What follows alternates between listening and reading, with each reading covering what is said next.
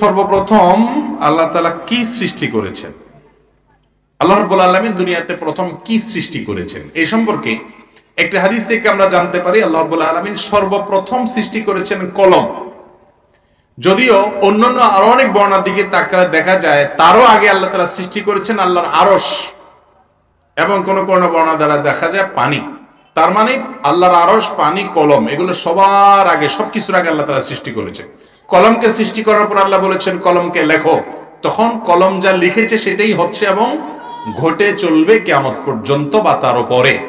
আল্লাহ তাআলা সর্বপ্রথম কলম সৃষ্টি করেছেন, বলেন সুবহানাল্লাহ। সর্বপ্রথম আল্লাহ সুবহানাহু ওয়া তাআলা কলম সৃষ্টি করেছেন। কলম কলম কলম সৃষ্টি করে আল্লাহ সুবহানাহু ওয়া তাআলা বললেন কলম তুমি লেখো। কলম বলল কি লিখবো? আল্লাহ বললেন তোমার যা ইচ্ছা তাই লেখো, বলেন সুবহানাল্লাহ। কলম আবারও বললেন কি লিখবো? আল্লাহ তাআলা বললেন 4টা জিনিস লেখো, বলেন সুবহানাল্লাহ। নাম্বার 1, মানুষের আমল। মানুষ কি আমল করবে এটা লেখা হবে কলম দ্বারা। কতটা সৎ আমল করেছে, কতটা অসৎ আমল করেছে। দুই পাশে দুই কিরামান কাতিবিন ইয়ালামুনা মা লা তাফালুন, দুই পাশে দুই লেখক বৃন্দ আছে, তারা ফেরেশতারা এটা আপনার লিখে রাখবে কলমের দ্বারা।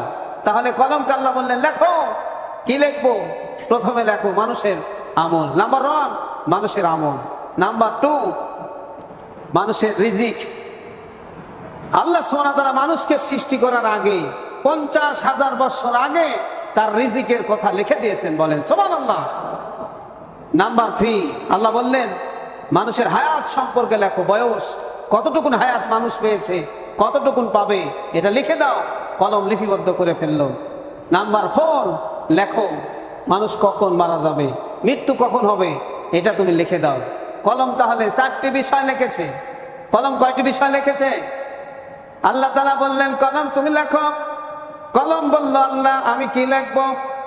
আল্লাহ বললেন 4টা জিনিস লেখো।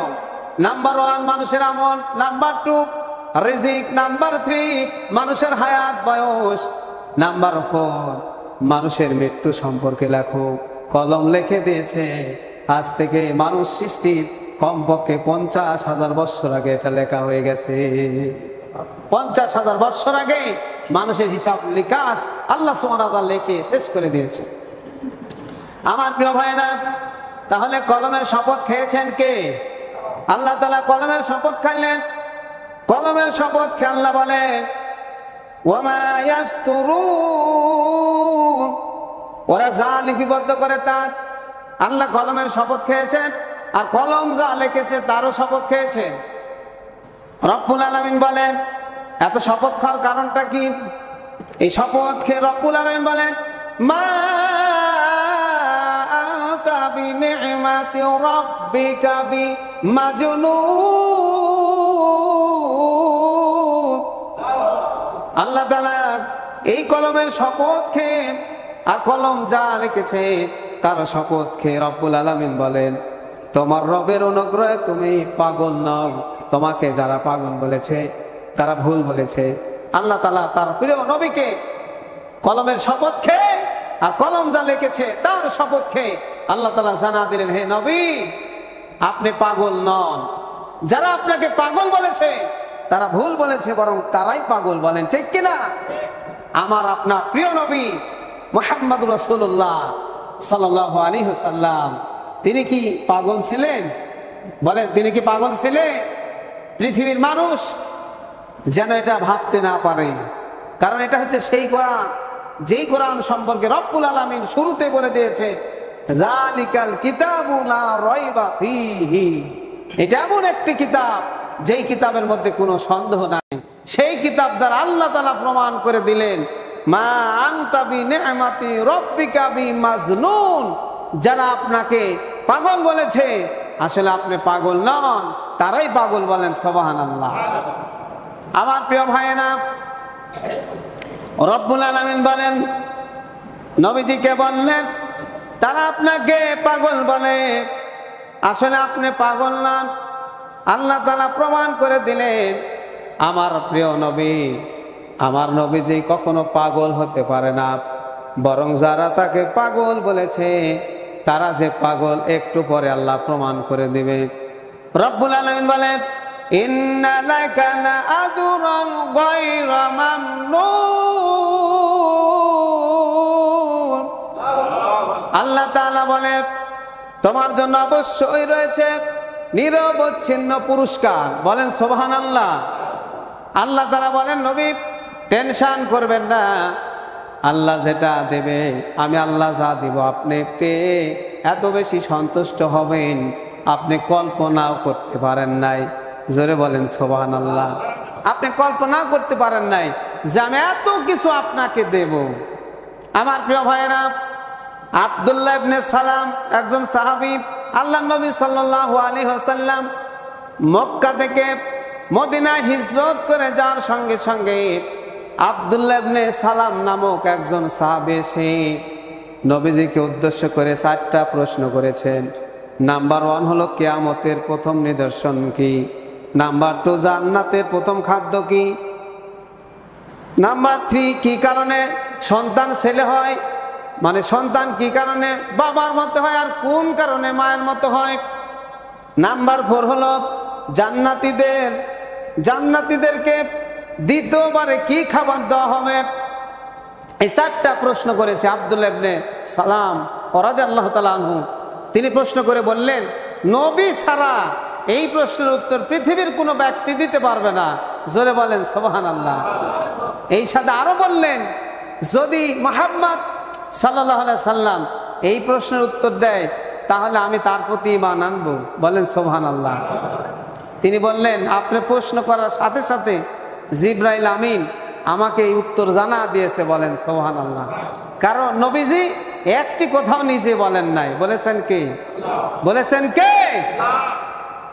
প্রিয় ভাইরা আমার, আল্লাহ নবী সাল্লাল্লাহু আলাইহি ওয়াসাল্লাম বললেন কিয়ামতের প্রথম আলামত, নাম্বার 1 আলামত হচ্ছে পূর্ব দিক থেকে একটা আগুন মানুষদেরকে তাড়িয়ে নিয়ে পশ্চিম দিকে নিয়ে যাবে কিয়ামতের আগে। এটাই হচ্ছে নাম্বার 1 আলামত। যতদিন পর্যন্ত এই আলামত দেখতে পাওয়া না যাবে ততদিন কিয়ামত হবে না। এজন্য কিয়ামতের আলামত হচ্ছে মানুষদেরকে আগুন ঠেলে পশ্চিম দিকে নিয়ে যাবে। নাম্বার 2 জান্নাতীদের প্রথম খাদ্য হচ্ছে মাছের কলিজা। বলেন সুবহানাল্লাহ। জান্নাতীদের প্রথম খাবার আল্লাহ সুবহানাহু ওয়া তাআলা যেটা দিবেন সেটা হচ্ছে মাছের কলিজা। নাম্বার 3 কি কারণে সন্তান বাবার মতো হয় আবার মায়ের মতো হয়, আবার কি কারণে মেয়ে সন্তান হয়, আবার কি কারণে ছেলে সন্তান হয়?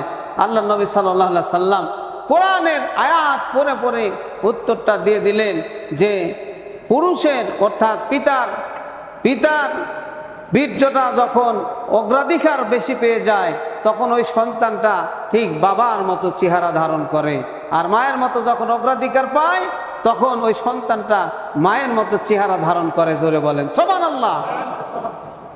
নাম্বার 4 হলো জান্নাতীদের দ্বিতীয়বার আল্লাহ সুবহানাহু ওয়া তাআলা মাছের কলিজা খাওয়ানোর পরে কোন খাবার খেতে দিবেন? কিছু তো খেতে দিতে হবে। আল্লাহ নবী সাল্লাল্লাহু আলাইহি সাল্লাম বললেন সালসাবিল নামক নহর থেকে আল্লাহ তাআলা জান্নাতি বান্দাদেরকে একটা পানি পান করাবেন। এই পানি খেয়ে জান্নাতি বান্দারা তাদের কলিজা ঠান্ডা হয়ে যাবে, কলিজা ঠান্ডা হয়ে যাবে, আর কিছু খাওয়ার প্রয়োজন হবে না। জোরে বলেন সুবহানাল্লাহ।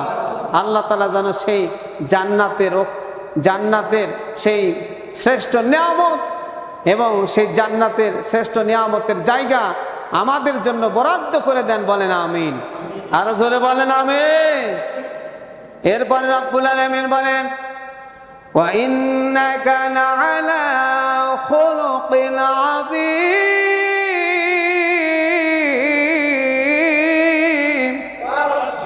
আল্লাহ তাআলা বলেন নবী আপনাকে যারা পাগল বলেছে আপনাকে নিরবচ্ছিন্ন পুরস্কার আমি আল্লাহ দান করব। পুরস্কারের প্রথম পুরস্কার হলো আপনি অবশ্যই মহান চরিত্রের অধিকারী। যার চরিত্র ভালো সে তো কখনো পাগল হতে পারে না। বলেন ঠিক কিনা? শুধু না, আপনি হচ্ছেন মহান চরিত্রের অধিকারী।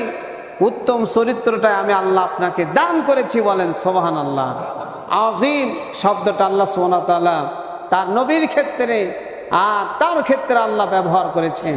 আজিম শব্দটা সেই সময় ব্যবহার করা হয় যার উপরে আর কিছু থাকে না, সব চাইতে বড়, সব চাইতে মহান, এর চাইতে আর বড় কিছু থাকে না, তখন আরবিতে বলা হয় আজিম। আরবিতে বলা হয় কি? আজিম। আল্লাহ তাআলা তার প্রিয় হাবিব সাল্লাল্লাহু আলাইহি সাল্লামের চরিত্র সম্পর্কে আজিম শব্দটা ব্যবহার করে তার চরিত্রের সার্টিফিকেট আল্লাহ নিজেই দান করেছেন। জোরে বলেন সুবহানাল্লাহ। রব্বুল আলামিন বলেন ওয়া ইন্নাকা লাআলা খুলুকিল আযীম। আল্লাহ তাআলা বলেন হে নবী আপনি মহান চরিত্রের অধিকারী। আল্লাহ তাআলা সবচাইতে চরিত্রটাই বিশ্ব নবীকে আল্লাহ দান করেছে। এমন একটা চরিত্র দান করলেন যে চরিত্রের মধ্যে কোনো ধরনের সমস্যা নাই। এত সুন্দর চরিত্র আল্লাহ তাআলা তার প্রিয় নবীকে দান করেছিলেন। আপনার চরিত্র কেমন প্রমাণ পেয়ে যাবেন। আপনার স্ত্রীকে যদি কেউ জিজ্ঞাসা করে যে তোমার স্বামী কেমন, তখন তার চরিত্র সম্পর্কে ভালোই পাওয়া যায়। তো বড় ইমাম সাহেব, বিশাল বড় হাজী সাহেব কয়েকবার হজ করেছে, তার স্ত্রীকে জিজ্ঞাসা করা হলেই বলে দিবে আসলে চরিত্রটা কেমন। যদি বলা হয় হাজী সাহেব চরিত্র কেমন, মাস্টার সাহেবের চরিত্র কেমন, প্রিন্সিপাল সাহেবের চরিত্র কেমন, চেয়ারম্যান সাহেবের চরিত্র কেমন, মেম্বার সাহেবের চরিত্র কেমন, এমপি সাহেবের চরিত্র কেমন, হুজুর সাহেবের চরিত্র কেমন, এবার তার স্ত্রী বলে দিবে যে আসলে তার চরিত্রটা কেমন। বলেন ঠিক কিনা? বলবে ওয়াজ করার সময় ঠিকই করে, কিন্তু বাড়িতে তো সেই কাজ করে না। বলেন ঠিক কিনা? এই জন্যে আল্লাহ নবী সাল্লাল্লাহু আলাইহি সাল্লাম বলেছেন খুলিকাত মিন জিলাই, খুলিকাত মিন জিলাই, মহিলাদেরকে সৃষ্টি করা হয়েছে বাঁকা হাত দিয়ে। যদি তুমি সোজা করতে যাও ভেঙ্গে যাবে, ভেঙ্গে যাবে। বলেন সুবহানাল্লাহ। এই জন্য যেই স্বামী তার স্ত্রীর কাছে উত্তম, সে হচ্ছে পৃথিবীর সকল মানুষের কাছে উত্তম। সুবহানাল্লাহ বলেন। যে স্বামী তার স্ত্রীর কাছে উত্তম, সারা পৃথিবীর মানুষের কাছে সে উত্তম। আমার প্রিয় ভাইয়েরা, প্রমাণ দিয়ে দিই, সেটা হচ্ছে আল্লাহ নবীর কুমারী স্ত্রী সাইয়্যিদাতুনা আয়েশা রাদিয়াল্লাহু তাআলা আনহাকে সাহাবীরা জিজ্ঞাসা করলেন নবীজির চরিত্র কেমন? হযরত আয়েশা বলেন নবীজির চরিত্র হলো কোরআন। জোরে বলেন সুবহানাল্লাহ। অর্থাৎ নবীজির চরিত্র কোরআনে আছে। বলেন সুবহানাল্লাহ। যেই ব্যক্তির কথা কোরআনে আছে তার চরিত্র কি খারাপ হতে পারে? একজন সাহাবী এসে খুব আগ্রহের সাথে বললেন উম্মাহাতুল মুমিনিন, আপনি বলুন আল্লাহর রাসূলের, আল্লাহর হাবিব সাল্লাল্লাহু আলাইহি সাল্লাম আমাদের প্রিয় নবী মুহাম্মদ রাসূলুল্লাহ সাল্লাল্লাহু আলাইহি সাল্লামের চরিত্রটা কেমন? আপনি বলেন তার চরিত্র কেমন, কেমন স্বভাবের অধিকারী তিনি ছিলেন, একটু বলেন তো শুনি। এই কথা বলার সাথে সাথে মা আয়েশা রাদিয়াল্লাহু তাআলা আনহা তিনি বললেন তোমরা কি কোরআন পড়ো নাই? তিনি বললেন হ্যাঁ আমরা তো কোরআন পড়েছি, আমরা তো কোরআন নিয়মিত পড়ি। এবার আল্লাহর নবী সাল্লাল্লাহু আলাইহি সাল্লামের প্রিয়তমা স্ত্রী তিনি বললেন যদি কোরআন পড়ে থাকো তাহলে কোরআনটাই হচ্ছে নবীজির চরিত্র। বলেন সুবহানাল্লাহ। নবীজির সরাসরি নবীজি যখন হেঁটে যায় মনে হয় যেন পুরো কোরআনটাই তার সাথে হেঁটে যাচ্ছে। বলেন সুবহানাল্লাহ। কোরআন পড়লে নবীজির চরিত্র সম্পর্কে জানা যায়। এই জন্য স্বামীদেরকে সার্টিফিকেট দিবে কে? আরো জোরে বলেন। স্বামীদেরকে সার্টিফিকেট দিবে তার স্ত্রী। বলেন ঠিক কিনা? এই চেয়ারম্যান সাহেব দিলে চলবে না, চলবে? স্বামীদেরকে সার্টিফিকেট দিবে তার স্ত্রী। নবীজির সার্টিফিকেট দিয়েছে কে? আল্লাহ তাআলা দিয়েছেন, আর দ্বিতীয়বারে স্বাক্ষরিত করেছে তার স্ত্রী। বলেন ঠিক কিনা? সাহাবীরা এই আয়াত নাজিল হওয়ার পরে তার স্ত্রীর কাছে গিয়ে জিজ্ঞাসা করেছে যে আল্লাহ তাআলা বললেন সে নাকি উত্তম চরিত্রের অধিকারী, এবার আপনি বলেন তো। তখন তিনি বললেন ওই কথাটাই ঠিক আছে। জোরে বলেন সুবহানাল্লাহ। কেমন স্বামী ছিলেন বিশ্ব নবী রাহমাতাল লিল আলামিন? যখন আয়েশা, যখন খাদিজাতুল কুবরা রাদিয়াল্লাহু তাআলা আনহু মৃত্যুবরণ করেছেন, তখন তিনি কবরের পাশে গিয়ে কান্নাকাটি করে, আল্লাহর কাছে কাঁদে আর বলে, আল্লাহ আমার খাদিজাকে কিয়ামতের ময়দানে যখন সবাই সবাইকে ভুলে যাবে, এমন সময় আল্লাহ তুমি আমার খাদিজাকে ভুলো না, আমার খাদিজাকে ভুলো না। নিজের স্ত্রীর কবরের পাশে গিয়ে নবীজি কান্নাকাটি করে নিজের স্ত্রীর জন্য আল্লাহর কাছে। বলেন আল্লাহর নবী যদি কিছু বলে শুনেন কে? আরো জোরে শুনেন কে? তাহলে স্ত্রীকে কতটা ভালোবাসলে এমনটা হতে পারে। আর আমাদের সমাজে, আমাদের দেশে একবার যদি বউ মারা যায় তাহলে বলে সুবহানাল্লাহ, বলেন ঠিক কিনা? মারা যাওয়ার সাথে সাথে খোঁজ লাগায়, মোবাইলে কল দেয়, বিভিন্ন জায়গায় কল দেয়, 40 পার হতেই দেয় না, বলেন ঠিক কিনা? এরকম আছে না নাই? আছে। মরে যা অসুস্থ হওয়ার সময়ও আমাদেরকে বলে হুজুর অসুস্থ হয়ে গেছে, একটা দেখে রেখে, বুঝতে পারলেন? কিন্তু আল্লাহর নবী বলছেন আমার খাদিজা যদি মারা না যেত তাহলে আমি আর একটা স্ত্রী গ্রহণ করতাম না। জোরে বলেন সুবহানাল্লাহ। এমন স্বামী ছিলেন নবী মুহাম্মদুর রাসূলুল্লাহ সাল্লাল্লাহু আলাইহি সাল্লাম। তাই তো তার স্ত্রীরা তার ব্যাপারে সাক্ষ্য দিতেছে।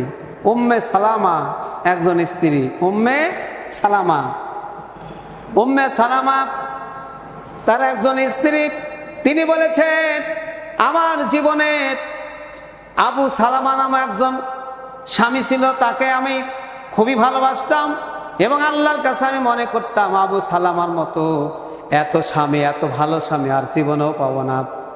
এত বৈশিষ্ট্যের অধিকারী আবু সালামা, এর চাইতে ভালো স্বামী পাওয়া মুশকিল।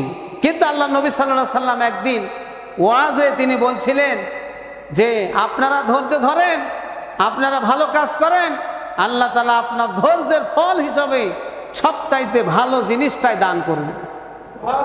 এমন সময় আবু সালামা অসুস্থ, আল্লাহ নবী সাল্লাল্লাহু আলাইহি সাল্লাম আবার আসলেন।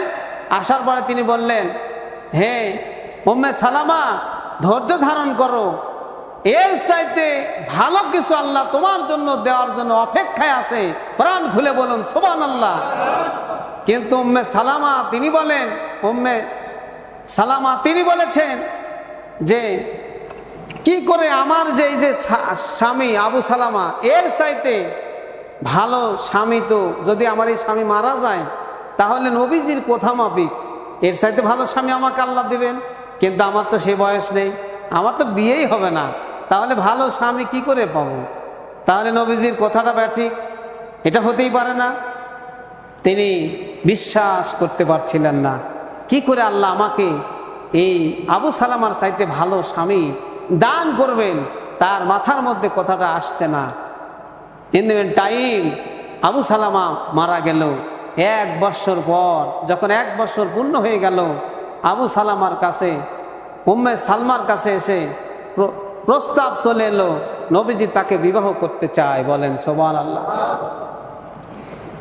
এবার তিনি বললেন আমি বয়সে অনেক বেশি, আমার বয়স বেশি হয়ে গেছে আর আমার সন্তান আছে, এরপরে আমি মেয়ে হিসেবে অনেক লাজুক, আপনার সংসারে গিয়ে আমি এই সমাধান করতে পারবো না, কারণ আমার ছেলে আছে, মেয়ে আছে, এরপরে আমার বয়স বেশি হয়ে গেছে, আপনার চেয়ে আমার বয়স বেশি, এরপরে আমার এটা লজ্জাটা অনেক বেশি, আপনাকে আমি কি করে স্বামী বলে ডাকবো? এটা হতেই পারে না। আল্লাহ নবী সাল্লাল্লাহু আলাইহি সাল্লাম বললেন এটা হতেই পারে, আল্লাহ আমাকে নির্দেশ দিয়েছে, আমি তোমার ওই বয়সটাকে আমি দেখবো না, আমি কোনোদিন এই কথা বলবো না যে তোমার বয়স বেশি, তুমি বয়সে বুড়ি। আবার এই কথা আমি কখনোই বলবো না তোমার অনেকগুলি সন্তান আছে, তোমার সন্তানদেরকে তুমি একটু বলো তারা কি তোমাকে আমার সঙ্গে বিবাহ দেবে। সন্তানদেরকে যখন তিনি বলতে গিয়েছে, সন্তানরা খুব খুশি হয়ে বলছে নবীজি যদি আমাদের পিতা হয় এর চাইতে তার কিছুই হতে পারে না। বলেন সুবহানাল্লাহ। খুব ভালো কথা। আমরা ছেলেরা তাড়াতাড়ি তার মাকে নবীজির সাথে বিয়ে দেওয়ার জন্য প্রস্তুতি নিয়েছে। বিয়ে হয়ে গেল। বিয়ে হওয়ার পরে কিছুদিন পর আল্লাহ নবী সাল্লাল্লাহু আলাইহি সাল্লাম উম্মে সালামাকে জিজ্ঞাসা করছেন, হে উম্মে সালামা এবার বলো তো তোমার কাছে সবচাইতে প্রিয় জিনিসটা কি, তোমার কাছে সবচাইতে ভালোবাসার জিনিসটা কে এবং কি? তিনি বলছেন আমার কাছে সবচাইতে ভালোবাসার জিনিস হলো আমার স্বামী নবীজি। বলেন সুবহানাল্লাহ। কিন্তু মনে আছে আজ থেকে 1.5 বছর আগে তুমি বলেছিলে আমার কাছে সবচাইতে ভালোবাসার জিনিস হলো আমার স্বামী। ওই যে আবু সালামা, সে তো মারা গেছে, বলছে আবু সালামার চাইতেও বৈশিষ্ট্য সম্পন্ন স্বামী হলো মুহাম্মাদুর রাসূলুল্লাহ সাল্লাল্লাহু আলাইহি ওয়াসাল্লাম। এই হলো নবীজি তাদের স্ত্রীর কাছে কত দামি স্বামী ছিলেন। এইরকম বৈশিষ্ট্যের অধিকারী আমাদের হওয়া দরকার আছে না নাই? জোরে বলেন। কেমনে হবে? অনেক সমস্যা আছে, বলেন ঠিক কিনা?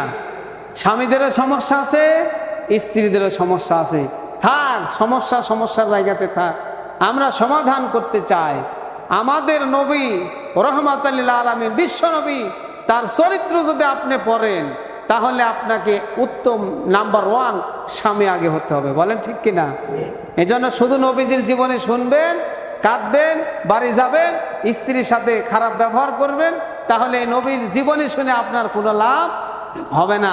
নবীজির জীবনে যদি আপনি শোনেন তাহলে প্রত্যেকটা ক্ষেত্রে আপনি যদি পিতা হন তাহলে সবচাইতে দামি পিতা ছিল আল্লাহর হাবিব সাল্লাল্লাহু আলাইহি সাল্লাম, বলেন সুবহানাল্লাহ।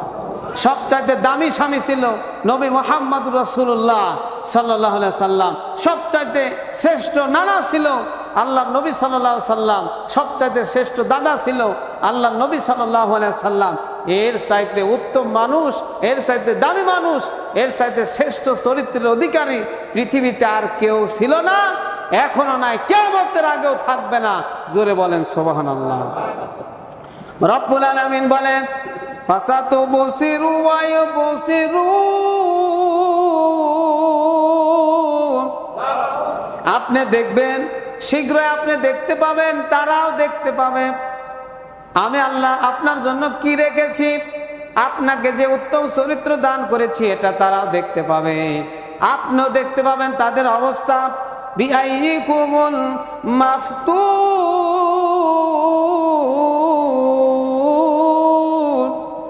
রব্বুল আলামিন বলেন ওই যে যারা আপনাকে পাগল বলেছিল এবার তাদেরকে পাগলামিতে ধরেছে।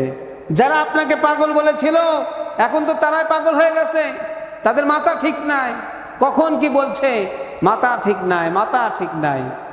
এই কথার প্রেক্ষিতে আল্লাহ নবী সাল্লাল্লাহু আলাইহি ওয়াসাল্লাম বক্তব্য দিচ্ছেন। In the mean time Walid বিন মুগিরা নামক এক ব্যক্তি এসে, ওলীদ বিন মুগিরা নামক ব্যক্তি এসে আল্লাহ নবী সাল্লাল্লাহু আলাইহি ওয়াসাল্লামের বক্তব্যের সময় বারবার ডিস্টার্ব করছে। নবীজি বলেন এই থামো, এই ডিস্টার্ব করো না। এরপর নবীজি বললেন খবরদার ডিস্টার্ব করো না, বসে যাও। ইজলিস। লোকটা শোনেই না।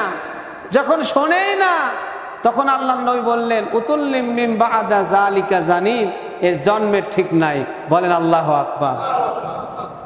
লোকটা আশ্চর্য হয়ে গেছে, আল্লাহ নবী মুহাম্মদ এইরকম একটা কথা বলল। এবার সে আর সেখানে ডিস্টার্ব করে নাই, মায়ের কাছে চলে গিয়েছে, গিয়ে বলছে মা বলো তো আব্দুল্লাহর ছেলে মুহাম্মদ এই কথা বলেছে যে আমার নাকি জন্মের ঠিক নাই, এই বিষয়ে তোমারই জানা আছে। তার মা বলেছে যদি মুহাম্মদ বলে থাকে কথাটা ঠিকই বলেছে, আসলে তুই মানে হালাল জাদা না বরং হারাম জাদা। কথা পরিষ্কার। আল্লাহ নবী সাল্লাল্লাহু আলাইহি ওয়াসাল্লাম বললেন যারা কোরআনে কথা বলার সময়, কোরআনের কথার সময় যারা ডিস্টার্ব করে, খোঁজ করে দেখবে তাদের রক্তে ভেজাল আছে, তারাই হচ্ছে জারজ সন্তান। প্রিয় ভাইরা আমার, এই বিষয়টা সামনের খুতবাতে আমরা বলবো, আল্লাহ যদি তৌফিক দান করেন। ওলীদ বিন মুগিরা তার মায়ের কাছ থেকে যখনই শুনেছে তখন পরিচয় পেয়ে গেছে যে আসলে ওলীদ বিন মুগিরা বৈধ সন্তান নয় বরং অবৈধ সন্তান। কারণ বলেছে মুহাম্মাদুর রাসূলুল্লাহ সাল্লাল্লাহু আলাইহি সাল্লাম। নবীজি গায়েব জানতেন না, তাকে জানাইছে কে? আল্লাহ। নবীজিকে জানালেন কে? কারণ একটাই, নবীজি কোরআনে কথা বলছিল আর ওই বেটা ডিস্টার্ব করেছিল, তখনই সে ধরা খেয়ে গেছে। আল্লাহ তাআলা আমাদের সবাইকে সেই বিশ্ব নবীর জীবন থেকে শিক্ষা নিয়ে নবীজির জীবনী পড়ে আমাদেরকে আদর্শ মানুষ হিসাবে এই পৃথিবীতে আমাদের জীবনটাকে গঠন করার তৌফিক দান করুন। সকলে বলুন আমিন। এবং নবীজির আদর্শে আদর্শিত হয়ে আমরা নবীজির প্রিয় উম্মত হতে চাই, আল্লাহ যেন কবুল করেন, বলেন আমিন।